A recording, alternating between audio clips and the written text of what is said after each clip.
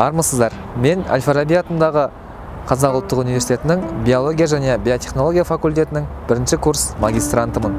2012 жылдан бергі ғұмырым осы университет қабырғасында өтуде. Мен неге Қазақ ұлттық университетіне түстім? Не үшін биотехнология кафедрасын таңдадым? 2 минут ішінде осы 2 сұраққа жауап беретін болам. Бұл Қазақстандағы ең мықты университет.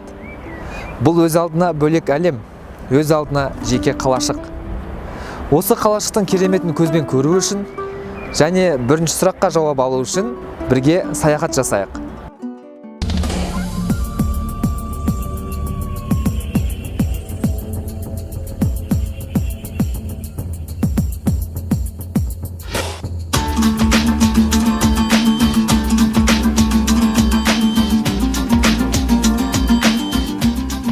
Біз қазір керемет кешеніндеміз. Бұл студенттерге қызмет көрсететін орталық. Яғни студенттер осы жерден барлық жұмыстарын бітіре алады. Тіркеу кеңсесінен бастап, банк қызметтері, заң қызметтері, кинотеатр, диагностикалық орталық және кітап дүкендері, супермаркет, басқа да әртүрлі қызметтер бар. Біз қазір Әл-Фараби кітапханасына келіп жеттік. Бұл көлемі жағынан ұлттық кітапханадан кейінгі 2-ші орынды алады.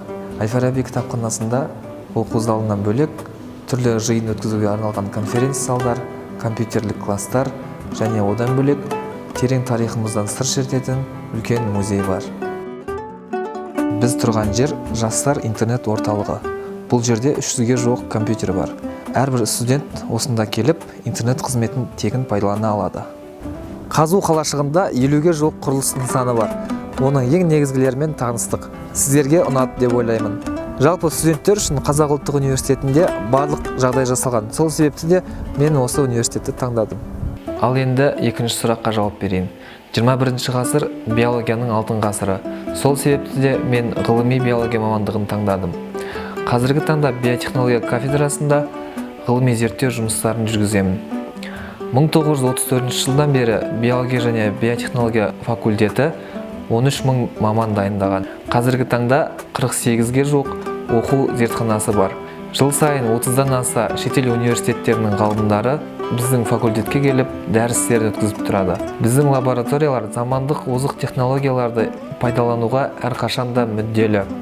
Қазіргі таңда мен үшін ең басты маңызды мәселе ол оқу мен ғылымды ұштастыра білу.